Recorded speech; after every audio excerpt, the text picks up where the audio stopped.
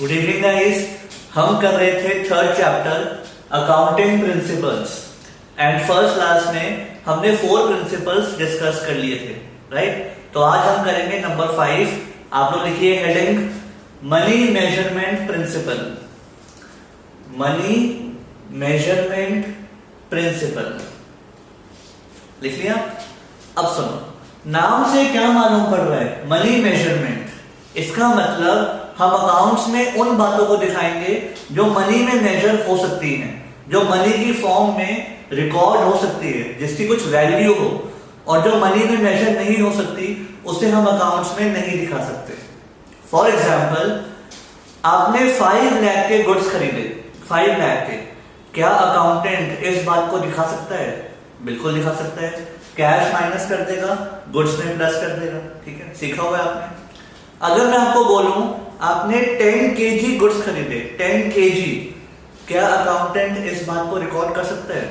वो तब तक रिकॉर्ड नहीं कर पाएगा जब तक मनी की फॉर्म में उसके पास वैल्यू ना हो, मतलब पर केजी का प्राइस ना हो, तब तक वो इस बात को रिकॉर्ड नहीं कर सकता, ठीक है। क्या बोलेगा? कैश कितना गया, आपको केजी की फॉर्म में उसका प्राइस बताना पड़ेगा। जब तक नहीं बताओगे वो रिकॉर्ड कर ही नहीं सकता, ठीक है।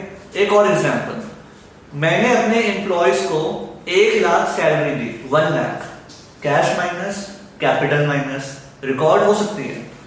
मैं ये बोल रहा हूं मेरे एम्प्लॉयज बहुत हार्ड वर्किंग हैं, बहुत डेडिकेटेड हैं, क्या इस बात को अकाउंट्स में रिकॉर्ड कर सकते हैं? नहीं कर सकते। इस बातों को रिकॉर्ड करने के लिए HR डिपार्टमेंट होता है, ह्यूमन रिसोर्स डिपार्टमेंट। वो लोग क्वालिटीज को देखते हैं, उसको रिकॉर्ड करते हैं। अकाउंट्स में हम लोग इस चीज को रिकॉर्ड नहीं कर सकते, ठीक है। तो इन शॉर्ट अकाउंट्स में वही बातें रिकॉर्ड होंगी जो मनी में मेजर हो सकती हैं, ठीक है। अब आप लोग एक बार रीड करो, इसकी 2 लिमिटेशंस भी हैं। पहले आप रीड करो फिर मैं समझाऊंगा।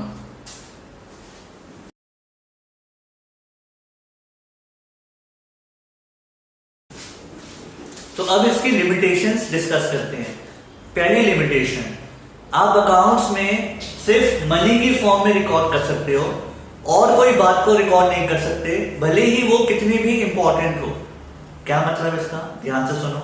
मेरे एम्प्लॉयज बहुत ऑनेस्ट हैं, हार्ड वर्किंग हैं और प्रॉफिट कमाने में बहुत हेल्प करते हैं, उनकी वजह से मुझे प्रॉफिट्स अच्छे हो रहे हैं। देखा जाए तो मेरे लिए ये बहुत इंपॉर्टेंट बात है, बट मैं इस बात को अकाउंट्स में रिकॉर्ड नहीं कर सकता, राइट। जब मैं उनको सैलरी दूंगा, बोनस दूंगा, वो रिकॉर्ड कर सकता हूं, बट उनके हार्डवर्क को, डेडिकेशन को रिकॉर्ड नहीं कर सकता। एक्चुअली देखा जाए तो मुझे प्रॉफिट उनकी वजह से तो हो रहा है, मेरे लिए तो ये बहुत इंपॉर्टेंट है, सेल रिकॉर्ड नहीं कर सकता, ठीक है। तो इन शॉर्ट पहली लिमिटेशन क्या है? जो मनी की फॉर्म में होंगी बस वही रिकॉर्ड होंगी, बाकी बातें रिकॉर्ड नहीं होंगी, भले ही वो कितनी भी इंपॉर्टेंट क्यों ना हो, करेक्ट। दूसरी, वहां लिखा हुआ है money is considered to have static value. ध्यान से देखना, ये वर्ड दिखेगा आपको स्टैटिक वैल्यू, बहुत कंफ्यूजिंग लाइन। इसका मतलब होता है fix value. Money is considered to have fix value.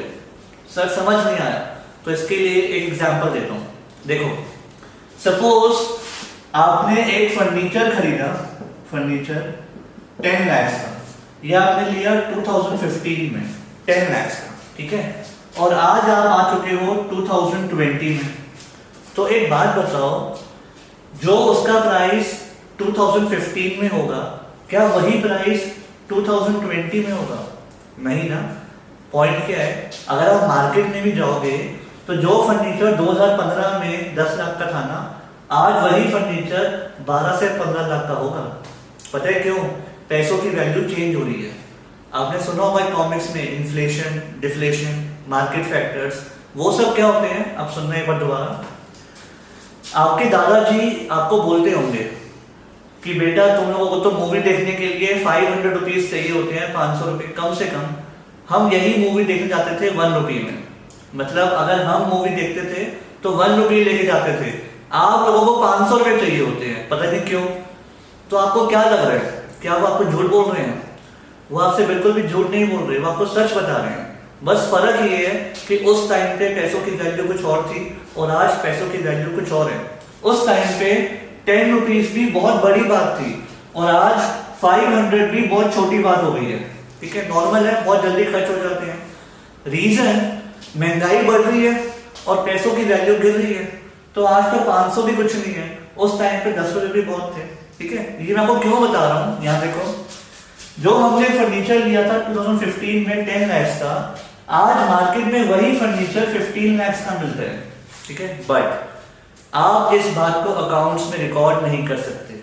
Reason, हमारे लिए पैसों की वैल्यू फिक्स है, मतलब जिस प्राइस पे खरीद लिया हम उसी प्राइस पे दिखाएंगे, हम इन्फ्लेशन डिफ्लेशन के फैक्टर्स को यहां पे नहीं दिखाएंगे। ठीक है, तो पॉइंट क्या है, जिस प्राइस पे खरीद लिया हम उसी प्राइस पे रखेंगे, भले ही पैसों की वैल्यू चेंज हो रही है बट हम बार बार चेंजेस नहीं करेंगे, हमारे लिए पैसों की वैल्यू फिक्स है। समझ पा रहे हो? अब पढ़ लो। सो अब नेक्स्ट करेंगे नंबर 6। आप लोग लिखिए heading, accounting period principle. Accounting period principle. अब इसका क्या मीनिंग है, सपोज आपका स्कूल में एडमिशन हुआ, ठीक है, बचपन में एडमिशन हुआ था LKG UKG नर्सरी में, और आपके प्रिंसिपल ने आपके पेरेंट्स को बोला कि अब अपने बच्चे को हमारे भरोसे छोड़ दो, ठीक है, और जब 12th हो जाएगी तो एक ही बार आके इसका रिजल्ट ले लेना।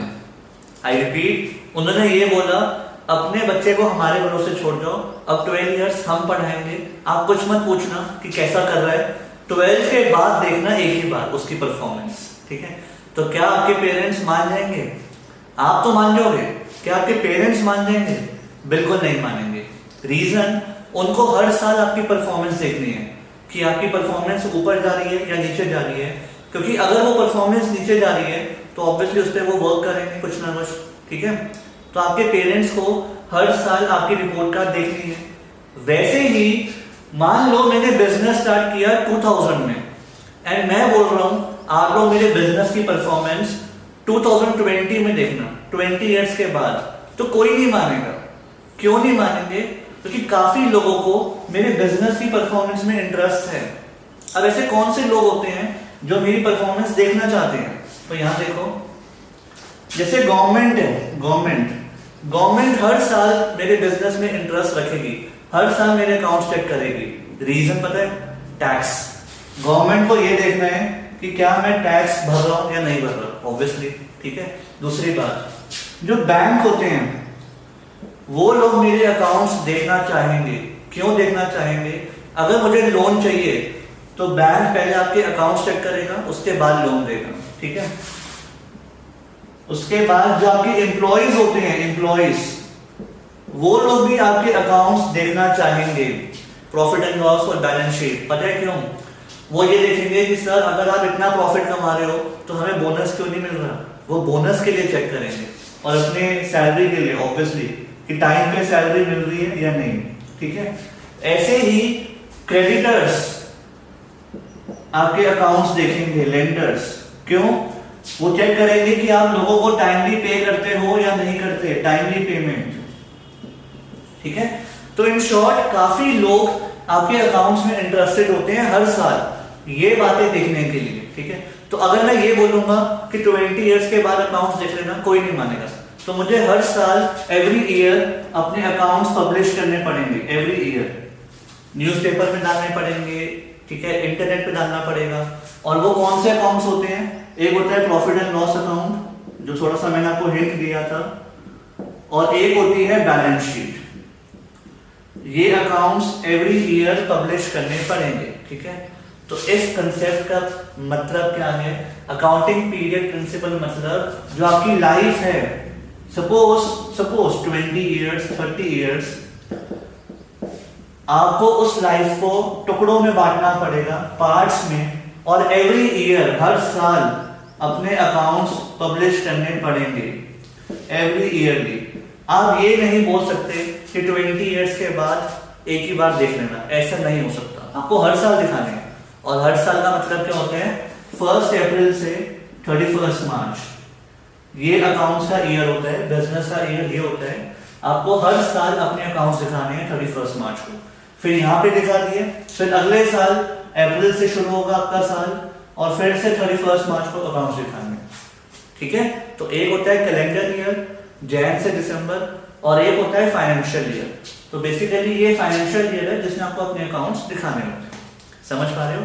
तो इन शॉर्ट अकाउंटिंग पीरियड का मतलब क्या हो गया, आप अपने सारे अकाउंट्स एक ही साथ नहीं दिखाओगे, आपकी लाइफ को, आपकी बिजनेस की लाइफ को टुकड़ों में बांटा गया, पार्ट्स में बांटा गया, और हर एक पार्ट एक एक साल का होगा, और आपको अपने अकाउंट्स दिखाने हैं इन लोगों के लिए। ऐसे और भी लोग हैं जो आपके अकाउंट्स में इंटरेस्टेड है। ठीक है, अब पढ़ लो।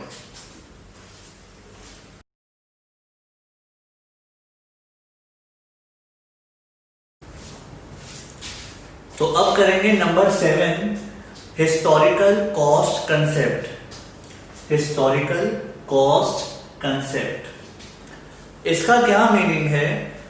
अगर आपने कोई फिक्स एसेट खरीदा, जैसे मशीनरी, लैंड एंड बिल्डिंग, तो जिस प्राइस पे खरीदा उसी प्राइस पे दिखाओगे। मतलब यहां देखो, सपोज आपने 2016 में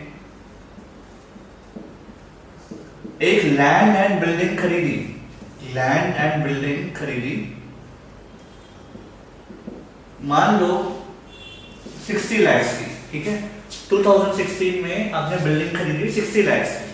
अब हो सकता है कि ईयर के एंड में उसकी वैल्यू बदल जाए। कुछ रीजंस होते हैं, जैसे मान लो आपके एरिया में मेट्रो बन गई, मॉल्स बन गए, अच्छे हॉस्पिटल्स बन गए, तो उस एरिया के जो प्राइजेस हैं लैंड एंड बिल्डिंग के, वो बढ़ जाते हैं। सीधी सी बात है, जिस एरिया में पहले मेट्रो नहीं थी, मॉल्स नहीं थे, उसके प्राइस कम होते हैं। जैसे ही इंफ्रास्ट्रक्चर अच्छा हो जाता है, प्राइसेस बढ़ जाते हैं, क्वाइट नॉर्मल। तो मान लो उस एरिया में इंफ्रास्ट्रक्चर सारा अच्छा हो गया, तो अब प्राइसेस बढ़ गए। अब मान लो बिल्डिंग है ये वाली 80 लाख की सपोज, बट आप अकाउंट्स में इसकी वैल्यू को चेंज नहीं कर सकते। आई रिपीट, जिस प्राइस पे खरीदा है, हिस्टोरिकल कॉस्ट, जो आपने प्राइस पे खरीदा है, आप उसी प्राइस पे दिखाओगे। आप बार बार मार्केट कंडीशन के हिसाब से वैल्यू को चेंज नहीं करोगे।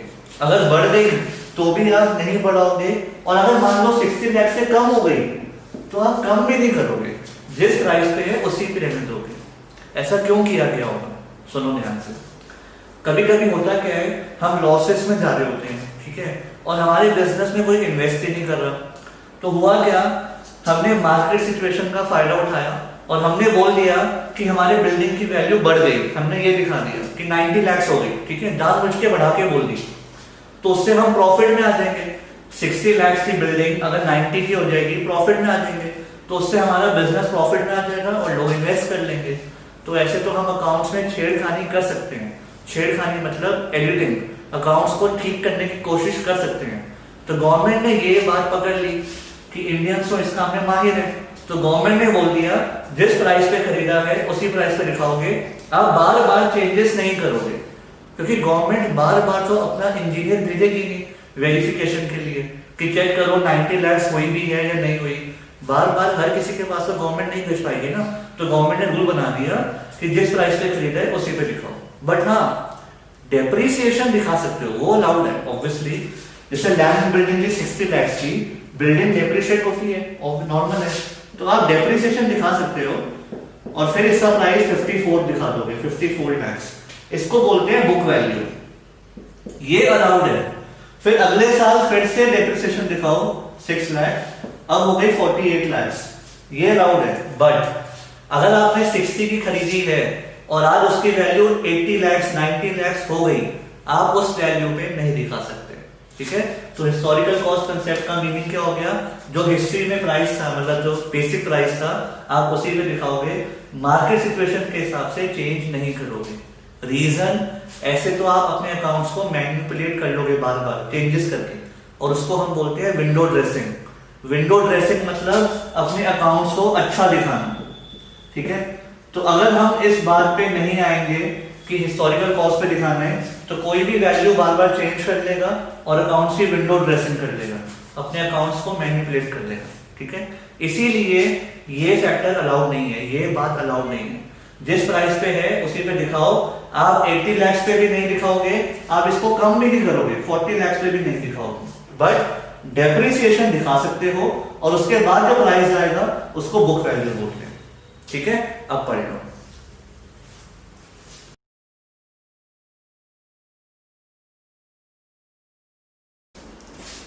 अब करेंगे नंबर 8 मैचिंग प्रिंसिपल। आप लोग लिखिए मैचिंग प्रिंसिपल। ठीक है, अब यहां देखना, सपोज आप अपना प्रॉफिट एंड लॉस बना रहे हैं, इस साइड आते हैं एक्सपेंसेस और इस साइड आती है इनकम्स, और ये आपका बन रहा है प्रॉफिट एंड लॉस 2018 का। ठीक है, इस साल आपकी इनकम्स थी 80 lakhs और एक्सपेंसेस थे 30 lakhs। ठीक है, प्रॉफिट कितना हो गया 50 lakhs। अब इस 50 lakhs के प्रॉफिट पे आपको टैक्स भरना पड़ेगा, जो कि है 50 lakhs का 30%, मतलब 15 lakhs। काफी बड़ा अमाउंट है। अब आपको अपना टैक्स बचाना है, तो आपके सीए ने एक आइडिया दिया कि सर एक काम करो, जो इनकम है ना वो तो इसी साल की लो 80 lakhs की, और जो एक्सपेंसेस है ना वो इस साल के मत लो, वो पिछले साल के ले लो। पिछले साल 2017 में आपके एक्सपेंसेस थे 70 lakhs मान लो, तो वो आपको आइडिया दे रहे हैं कि एक्सपेंसेस पिछले साल के ले लो 2017 में। गलत फिगर नहीं है, अमाउंट बिल्कुल ठीक है, बस ईयर आप पिछले साल का ले लो। तो क्या ये अलाउड होगा? ये बिल्कुल अलाउड नहीं है। रीजन, अकाउंट्स में जब आप प्रॉफिट एंड लॉस निकाल रहे हो तो जिस साल की इनकम है उसी साल के एक्सपेंसेस लेने हैं, मतलब करंट ईयर की इनकम लेनी है, करंट ईयर के एक्सपेंसेस लेने हैं, और इन दोनों को मैच करना होता है। राइट, अब ऐसे थोड़ी करोगे कि पिछले साल के एक्सपेंसेस इस साल की इनकम, ऐसे तो सही प्रॉफिट एंड लॉस आएगा ही नहीं। समझ पा रहे हो? तो आपको एक्सपेंसेस लेने पड़ेंगे करंट ईयर के 30 lakhs, या इसका वाइस वर्सा। मान लो इस बार इनकम थी 80 lakhs और एक्सपेंसेस है 90 lakhs, तो आप लॉस में आ गए। ठीक है, अब कोई इन्वेस्ट करेगा नहीं आपके साथ, तो आपके सीए ने आइडिया दिया कि सर पिछले साल के एक्सपेंसेस ले लो ताकि एटलीस्ट प्रॉफिट में तो रहो। तो क्या ये अलाउड होगा? ये भी अलाउड नहीं होगा। इन शॉर्ट पॉइंट ये है, मैचिंग प्रिंसिपल हमें ये कहता है कि इसी साल की इनकम लो, इसी साल के एक्सपेंसेस लो, उन दोनों को मैच करो और सही प्रॉफिट या लॉस निकालो। ठीक है, भले ही वो एक्सपेंसेस पेड है या नहीं है, जो इस साल के एक्सपेंसेस हैं सारे ले लो। भले ही इनकम में पैसा आया या नहीं आया, अगर आपने उधार में भी बेचा है, क्रेडिट सेल्स, तो भी सारी इनकम दिखा दो। तो इन शॉर्ट एक्रूअल एजम्पशन के बाद ही बनाया गया ये, वो तो बेसिस है एक्रूअल एजम्पशन। जिस साल की इनकम है उसी साल दिखाओ, जिस साल के एक्सपेंसेस है उसी साल दिखाओ, फिर इन दोनों को मैच करो और प्रॉफिट एंड लॉस निकालो। ठीक है, तो एक्रूअल एजम्पशन क्या कहती है? जिस साल की इनकम है पूरी दिखा दो, भले ही पैसे आए या नहीं आए, जिस साल के एक्सपेंसेस हैं पूरे दिखा दो। और मैचिंग प्रिंसिपल जो उसके बाद बनाया गया वो क्या कहता है? इन दोनों को मैच करो, प्रॉफिट एंड लॉस निकालो, और ये प्रॉफिट एंड लॉस सबको दिखाओ। समझ पा रहे हो? तो जिस साल की इनकम उसी साल के एक्सपेंस, पिछले साल के एक्सपेंस नहीं चलेंगे, और एक्सपेंसेस भले ही पेड हो या ना पेड हो दिखाने पड़ेंगे, भले ही आउटस्टैंडिंग हो तो भी दिखाने पड़ेंगे, और इनकम भले ही नहीं मिली तो भी दिखानी पड़ेगी, क्रेडिट सेल भी दिखानी पड़ेगी। क्लियर? अब पढ़ लो।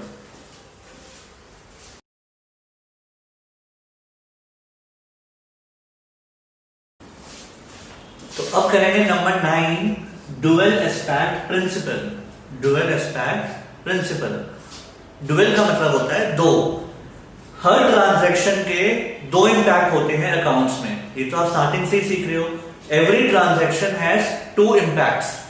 फॉर एग्जांपल, आपने बिजनेस स्टार्ट किया तो दो बातें कौन सी होती है? एक तो कैश आ जाता है और एक कैपिटल आ जाती है।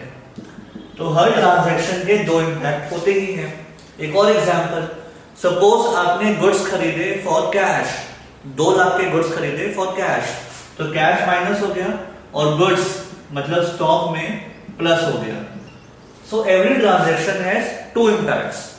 इसकी वजह से ही ये इक्वेशन बनाई गई, assets is equal to liabilities. हर ट्रांजैक्शन के दो इंपैक्ट होते हैं और ये दोनों इक्वल आते हैं। उसके बाद लायबिलिटीज को दो पार्ट्स में बांटा गया, एक इंटरनल और एक एक्सटर्नल। ये मैंने आपको सिखाया था, इंटरनल लायबिलिटी मतलब कैपिटल और एक्सटर्नल मतलब आउटसाइडर्स लाइबिलिटी, जो बाहर वालों का पैसा देना है, आउटसाइडर्स लाइबिलिटी। तो इसको थोड़ा आपने एक्सप्लोर किया, थोड़ा आगे एक्सपैंड किया, तो इक्वेशन क्या बन गई, assets is equal to outsiders liabilities plus capital. ठीक है, तो अकाउंट्स की इक्वेशन बन गई assets is equal to outsiders liabilities plus capital. This is because of dual respect principle. ठीक है, तो इन शॉर्ट इसके अंदर आपको ये लिखना है, every transaction has two aspects, left side right side. आगे जाके आप सीखोगे डेबिट क्रेडिट, जर्नल में सीखोगे 1-2 हफ्तों के बाद। ठीक है, हर ट्रांजैक्शन के 2 इंपैक्ट होते हैं, एक लेफ्ट एक राइट, एक डेबिट एक क्रेडिट। उसकी वजह से ये इक्वेशन बनाई गई, assets is equal to liabilities plus capital. Easy, पढ़ लो।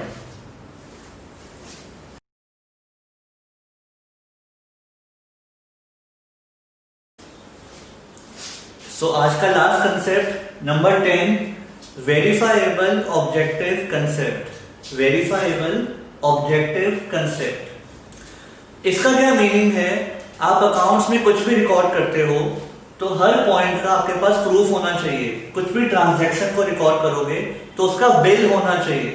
मतलब आप कह रहे हो कि हमने 2 लाख की सैलरी पे करी, तो उसका बिल, उसकी जो सैलरी स्लिप होती है, जो चेक्स आपने दिए हैं वो होने चाहिए। अगर आप बोल रहे हो कि 10 लाख का सामान खरीदा तो उसका बिल होना चाहिए, जिसको हम बोलते हैं वाउचर्स। ठीक है, एविडेंस वो होने चाहिए। आप उसके बिना अकाउंट्स में नहीं दिखा सकते। ठीक है, ऐसा क्यों किया गया है, ताकि आप एज एन अकाउंटेंट बायस ना रहो। बायस मतलब मान लो आपकी सेल्स डिपार्टमेंट में जो मैनेजर है उससे अच्छी बनती है, जो सेल्स मैनेजर है उससे अच्छी बनी है, ट्यूनिंग है, उसने 50 लाख की सेल करी बट बिल नहीं है, बिल 40 लाख के है मान लो। तो हुआ क्या, आपने उनके कहने पे 40 लाख की सेल दिखा दी क्योंकि आपसे उनकी अच्छी ट्यूनिंग है। और जो प्रोडक्शन मैनेजर है, परचेज मैनेजर है, उससे आपकी अच्छी ट्यूनिंग नहीं है, उससे आपकी लड़ाई रहती है। तो उन्होंने भी बोला कि मेरे लिए भी ऐसे ही दिखा दो, या फिर इतने ही बिल हैं। सपोज 20 लाख का सामान खरीदा बट बिल खाली 15 लाख का है, तो इतनी दिखा दो। आप उनकी बात नहीं मान रहे, आप कह रहे हो नहीं मुझे सबके बिल चाहिए। पॉइंट क्या है, आप बायस हो एज एन अकाउंटेंट। जिसके साथ अच्छी ट्यूनिंग है उसके लिए वर्क कर रहे हो, जिसके साथ नहीं है उसके लिए वर्क नहीं कर रहे हो। तो गवर्नमेंट ने क्या करा, एज एन अकाउंटेंट आपको बायसनेस से हटा दिया। कैसे, आप वही दिखाओगे जिसका बिल है, अदरवाइज आप उस ट्रांजैक्शन को रिकॉर्ड नहीं कर सकते। जिसका बिल नहीं होगा आप रिकॉर्ड नहीं कर सकते। और अगर आपने रिकॉर्ड कर दी या कुछ छुपाया तो केस आपके ऊपर होगा। अगर गवर्नमेंट ने आपको पकड़ लिया तो आप फंसोगे, वो तो बाद में फंसेंगे। ठीक है, सो इन शॉर्ट अकाउंट्स में जो भी ट्रांजैक्शन आप दिखा रहे हो उसका एविडेंस होना चाहिए, प्रूफ होना चाहिए। सैलरी दी है तो सैलरी स्लिप होनी चाहिए, परचेज करे तो बिल होना चाहिए, सेल करे तो बिल होना चाहिए। क्लियर, अब पढ़ लो।